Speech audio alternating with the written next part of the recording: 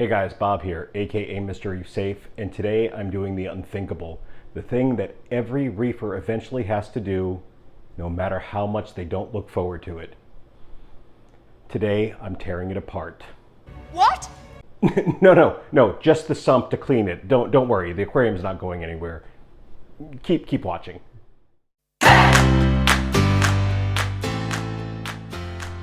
Throughout the video, I'm going to be doing different tasks and stuff like that, and some of these might wind up in a shorter video, end on this. There's some things that I'm going to do just on shorter videos.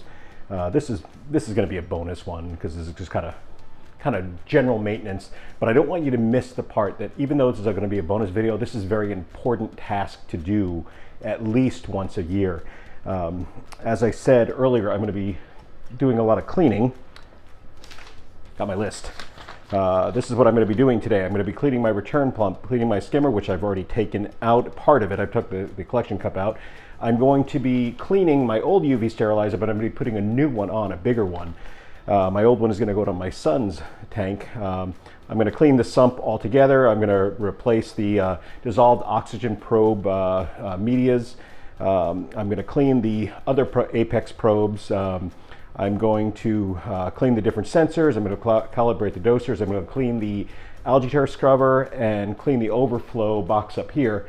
I do have Aptasia in my tank, and I do constant maintenance to keep those in check.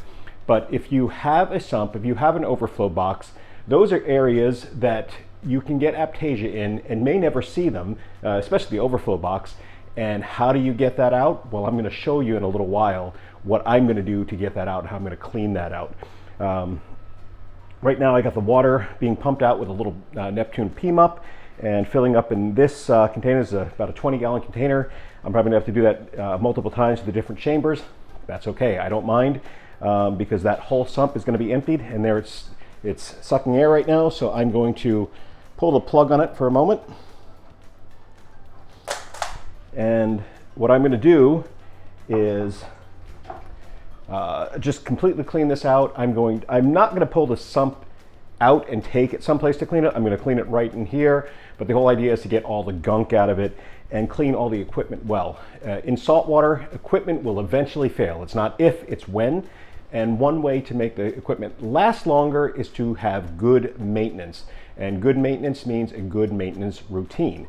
I do this yearly. Now, this tank has only been set up for about 11 months, but this is the time of year that I like to do this. I get time to do this. My wife works in this room. This is her office, and I have to do it on a day that she's not home anyway, and she's out doing something with her son today. So I get to be in here and spend my day doing what I enjoy. So I'm going to be doing this. I'm going to be pulling it out, cleaning it all up, getting it put back in there, and good maintenance means good routine. And I will do this again next year. I've done this every year of my previous tanks, and I don't know, I enjoy it. I hope it's something you enjoy. If not, find somebody that you can hire to do this, because it's that important. It'll make your equipment last longer, let you check all the equipment, make sure it's running properly. And I know that my skimmer is having a little bit of issue. It's probably clogged up. I clean the Venturi all the time, but the intake is probably clogged up with something, and it's been that way for a couple days. I haven't done anything with it because I knew I was going to be doing this. So we're going to get started on this, or we're going to continue with this, and I will be interjecting as the day goes on.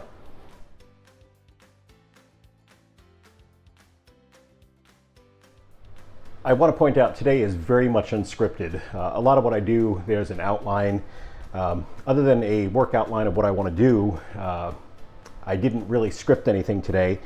But as I was cleaning or emptying out the sump, I remembered finally, that I have bio bricks in the back, and they can't get dry. So I got a bucket of salt water here, and I'm going to reach in and get those out and put them in there. And I got to watch the pump too, since this is not a planned thing. I got to make sure that the pump doesn't start running dry. It did a few moments ago. The water went too low, and instead of turning it off and moving it over, I just moved it over, and then I had to restart it. I fully expect my floor to get wet today. I will be putting down towels and blankets later. You may also notice that I am emptying this thing when it gets to about here. That's about the 10-gallon mark. I don't need to throw my back out, so I'm going to do it at 10 gallons each time. That way I can remember how much water needs to go back into this approximately. Like I said, these are actually like an 18-gallon thing, and right about here is the 15-gallon mark. And I want to make sure I'm paying attention because I want to put the same amount in, make it easy on myself. So I'm going to go back to just recording, and we'll be back in a few minutes. I drained the sump down as far as I can go at this point with the PMUP, and now I'm going to start using the shop vac. Now you might be wondering why I didn't do that in the first place. Simple, mine doesn't hold that much water. If you have a nice big one that holds a lot of water, it might be a better option for you. For me, I had to drain it down as far as I can. Now, I will use this because I want to get all the detritus out of the sump and all the gunk out of there. And the great way to do it is this is one of those Home Depot bucket vacs, and you just get the thing, you put it on a 5-gallon bucket, and you can just suck it out and wash the bucket out outside. They're cheap. I think it's about $20, $25. So if for some reason it gets ruined in this process, you know, it starts to rust out or something because of the salt water, I'm only out about 20, 25 bucks. And frankly, for once a year, that's not that bad. But I've been using this one for 3-4 years now, and it's still running. So I think it'll last for a while longer.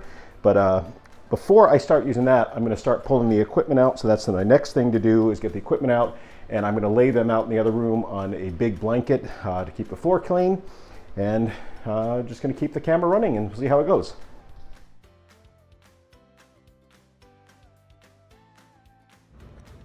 Remember I said this was unscripted? Well, I wasn't kidding. So I got my protein skimmer and my algae turf scrubber out of the sump, and I brought it to the kitchen, and I'm going to show you now what that looks like. Here is the algae turf scrubber. This is not too bad. It's been there about 6 months. So that's just the hair algae that's growing in there, and that's what I wanted to do.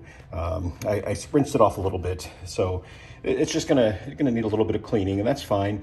What I did find on it, and I saw this when it was in the tank, is down in here. This is the leg area that sits in the water, because this one actually sits into the sump. Unlike most algae turf scrubbers, this one sits in the sump, and the water goes up over it, flows in, and there's some holes down there. You can see them right there, and it flows down to this little plate here, and that's where it trickles out. Now, all of this is kind of wasted area. I say wasted, but maybe there's something I can do with that. In there was a bunch of Aptasia growing.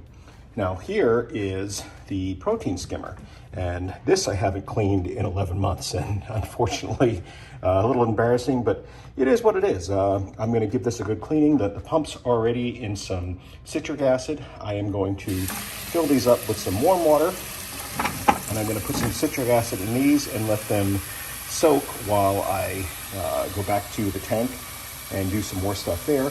But I just wanted to show you what this looked like, because this is why you do maintenance on your equipment. This is why you keep up with it. Sorry if the sound quality on this one's bad. I have to charge my camera as I'm recording, so I can't put the microphone in. It's the same thing. I use my iPhone 12 to record this. I'm going to be putting a glove on now because I have small pieces of live rock in the sump, and I know for a fact that I have Bristol worms. I know I have them because I've introduced them personally. The reason I introduced them is because they're actually beneficial. They're not the monsters that they've been made out to be. You know, the specific Bristol worms I'm talking about are the ones with the black center and the pink tip ends. They're actually detritivores. If you have a lot of them in your system, they're there because you're overfeeding your system or feeding more than what your livestock can handle at one time. So you're getting a lot of detritus, a lot of extra food buildup, and they will multiply faster. You can just get a simple Bristol worm trap and get them out at that point. I don't have that problem. I try to feed right on the razor's edge. I like to feed my fish well, but I feed multiple times a day to allow them to be able to eat well. That being said, I know I have the Bristol worms in there, so I'm putting this on for protection. I have been hit by Bristol worms before. It's not fun. There are easy ways to get rid of it. You know, you can put some crazy glue over it. It still hurts while you're doing it, but you put the crazy glue over it, let it dry, just peel it off, and it gets most of the bristles out. You can use vinegar, you can use citric acid. But the best way to get Bristol worms out of your skin is to not have them there in the first place. So I am going to use my glove to get that live rock out, and I'm going to put it in the bucket that I have the media bricks in there so that they can just stay wet as well. I have my sump cleaned out, or at least emptied out. I got all the equipment out of it.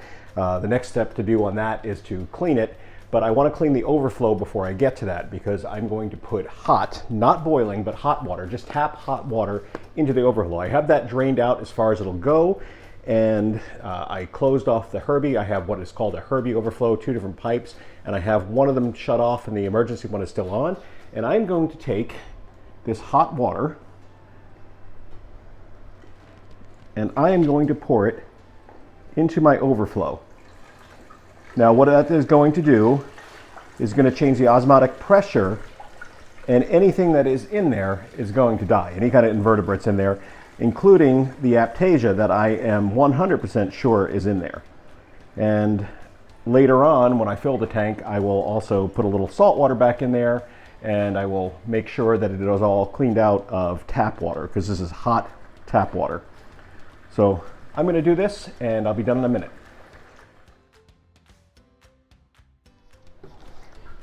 Depending on the size of your overflow, you might have to do this more than once. For me, I just have to do it one time, and I'm going to let that sit for a while and just kill off anything that's in there.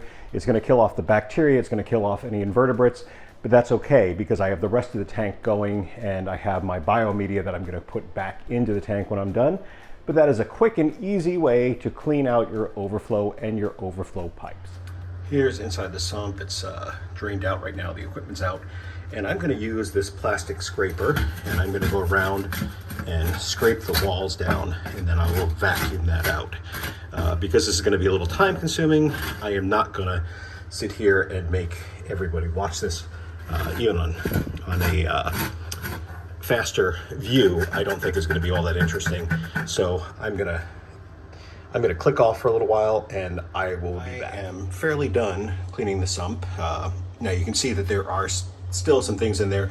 This sump I cannot pull out because of things like the water top off container and some pipes, and this is for my Triton, which has been sent into Neptune for the 2-year maintenance on it. But I've gotten this as much as I am going to be able to get without pulling it out. Maybe next year I'll pull the whole thing out, spend a little more time on it. But today I am kind of limited on time. I'm at right about 4.5 hours right now, maybe 5 hours, and I want to get this done within the next 2. And the only other thing I'm going to do with the sump is I've got some RODI water in here and some clean rags, and I'm going to take and I'm going to wipe down the front glass on both the inside and outside, just because that is the viewing panel of the sump, and I want to get that as clean as I can to be able to see what's inside of it. That being said, it's pretty well ready to start putting stuff back in. I did not forget about the overflow. Sorry about the blue. I don't have the lens on right now. I did not forget about the overflow. I've already poured salt water back down in there a couple times just to get the tap water, the hot tap water out, anything that was remaining, and then I vacuumed it out from back in here, and that also helped me to get more of the detritus that was trapped in that section. On this section goes the filter roller, so I'm not so worried about anything that's in there. The filter roller will go back on before that starts flowing again, and hopefully kick it into the filter roller. But I'm going to clean that glass, and then I'll get the camera back onto the tripod so that I can show the rest of it, because you don't want to see this part. This is going to be boring. Shot. Hopefully you can see that the difference in the glass there. It looks much better than it did. So it is ready to go. I'm ready to start putting the equipment back in and filling this baby back up. This is the ice cap in sump one. I'm actually going to configure my sump differently this time, hopefully making it a little more efficient for me to clean on a regular basis. But that being said, I'm going to figure out these wires so I don't tangle myself up worse than I have.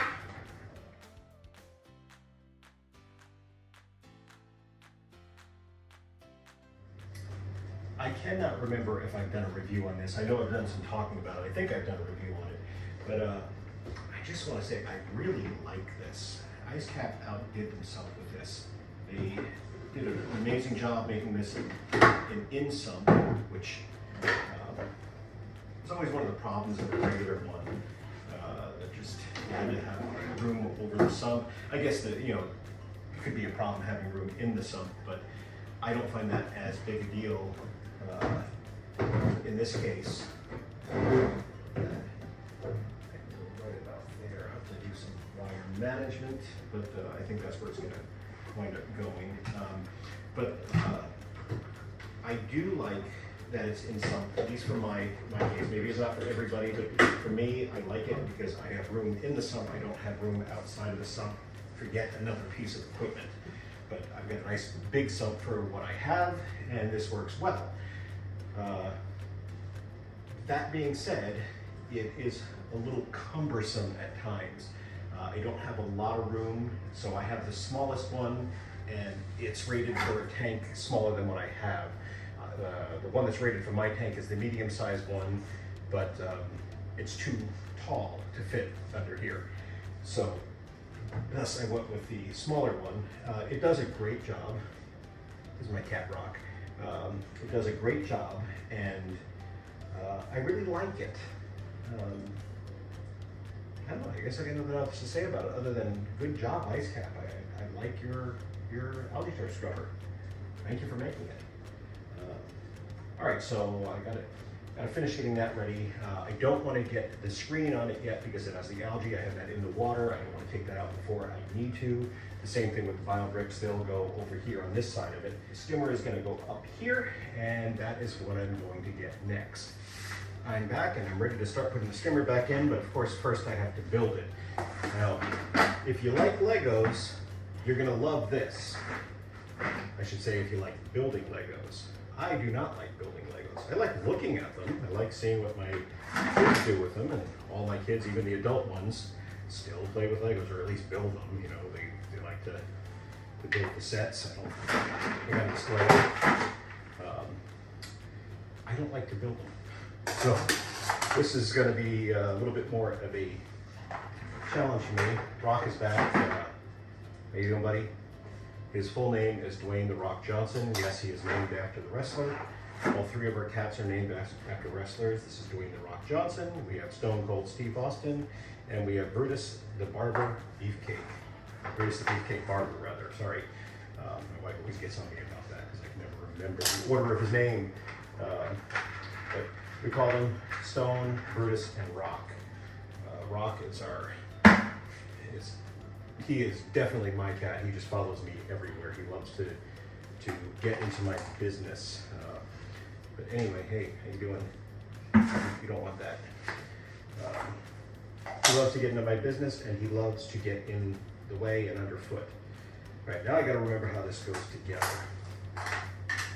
So bear with me as I'm sure that I butcher this, and some people out there are probably screaming at the camera right now. That's not how you do that, and maybe it's not. Let's see. That seems to have worked. This is the Bubble Magus Curve 7 Elite. I had the Bubble Magus Curve 5 on my last tank, and I had transferred it over to this tank when I first set it up, but it really wasn't enough of a skimmer, so I needed to upgrade a bit, and I upgraded to this one, and boy am I glad I did. It's a really great skimmer in my opinion. It does an amazing job, and I really just like it. It's not the most expensive skimmer on the market. It's one of the cheaper ones, and it still does an amazing job. This has been hours and hours of work. I'm probably I'm definitely around 6 hours. I don't even know what time it is right now, but I've been working on this what seems like an eternity. I kind of find this stuff fun. If you don't find this fun, well, if you don't find this kind of stuff fun, if you don't find the maintenance of your tank fun, hopefully you have the money to hire somebody to do it, or maybe you need to look at another hobby. And I hate to say that, I don't want people to miss out on a great hobby, but if you're not willing to put the work into it, maybe this is not the hobby for you. Maybe a better hobby would be getting a pass at an aquarium someplace, going to the aquarium on a regular basis, supporting your local aquariums. Here in Florida, we have two. We have a Tampa Aquarium with a Clearwater Aquarium. Shout out to both of those guys. They're great little aquariums. In Georgia, of course, you got that aquarium. You got the Shed Aquarium. Also, of course, other aquariums across the United States. I'm not going to stop naming them because I will leave them out. I'll leave some of them out. But hey, put in the comments below what your favorite aquarium is. I don't know if this video is going to be out before or not, but this upcoming Saturday and Sunday is Reefer Palooza Orlando 2022, and I will be there on Sunday this year. I will not make it to the Saturday. I'm covering for a friend who has a store.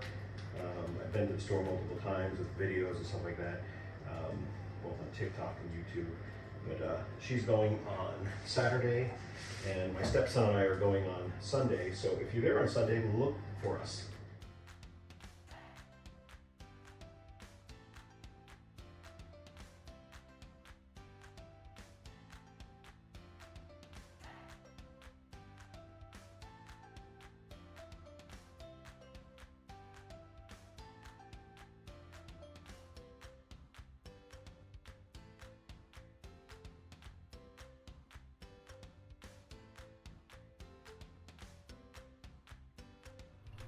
After many hours of work, I've gotten this cleaned up and I've made a few changes.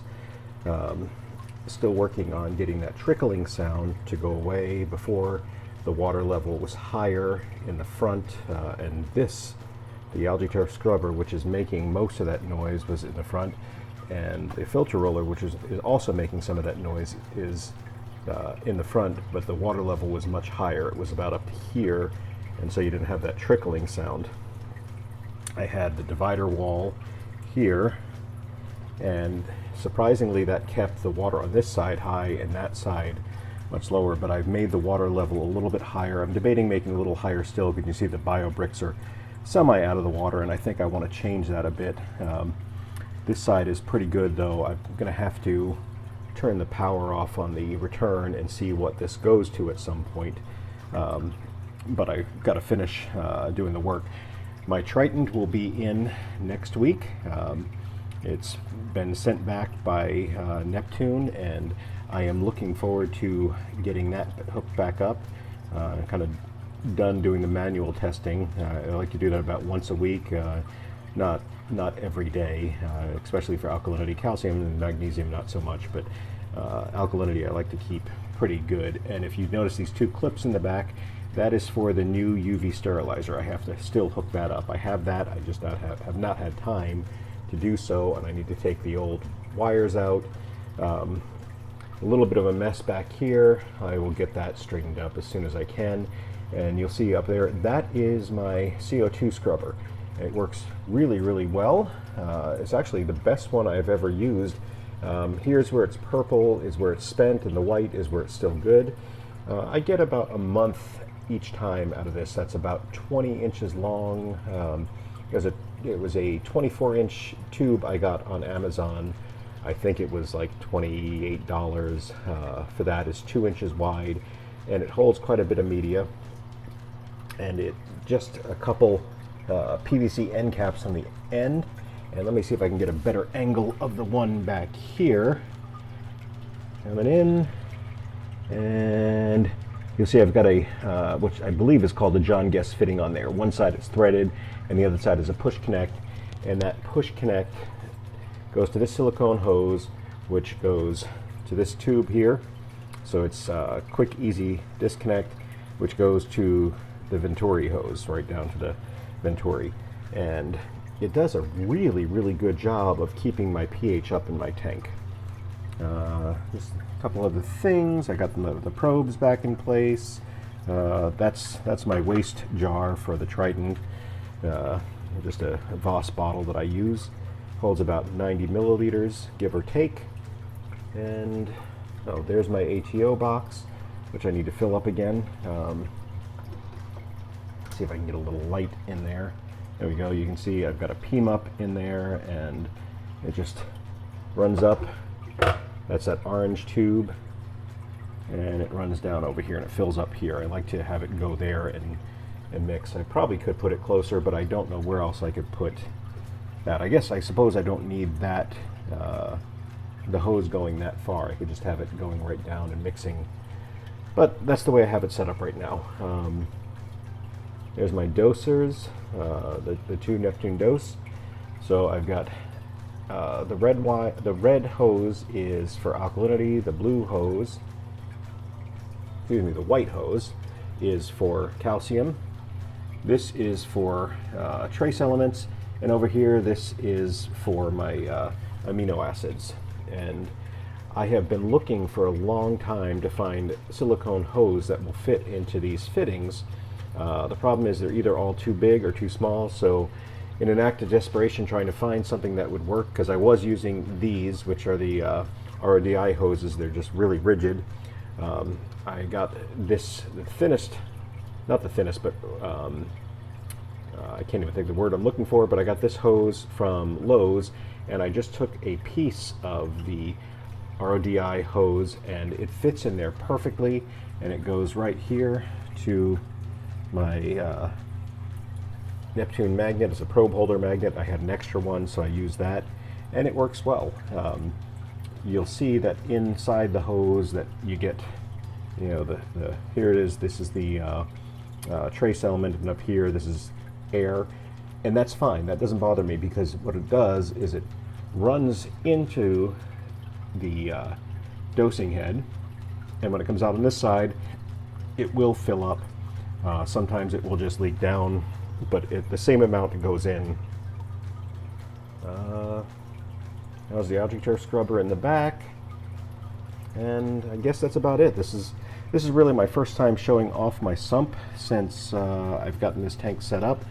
Mostly because it's been a mess down here, and I really haven't wanted to show it off, but it's starting to look better. I've gotten things clean again. There's the core pump in the back. That's what I use. Could it be better? Of course. But I am not one of these guys that spend hours and hours on wire and hose maintenance, or management rather. I like to have things set up quick and easy. Now, over here, I haven't put everything back yet, but this is where I just put quick things that I need to grab, like these tongs. I've got some dosers. These are for the Neptune Trident. This is for mixing coral food, like the powder food. And then up here I keep my my probes. And here's my list of things that I've wanted to get done. I still have not done a couple things. I need to replace the dissolved oxygen probe sensors. I need to add the UV sterilizer and hook up the Trident when it comes in. That is me cleaning out and resetting up my sump, and I enjoy doing this. I hope that you got something out of this video. I hope that if nothing else, it was good for entertainment value, and I want to thank you for watching. Please like and subscribe and comment below.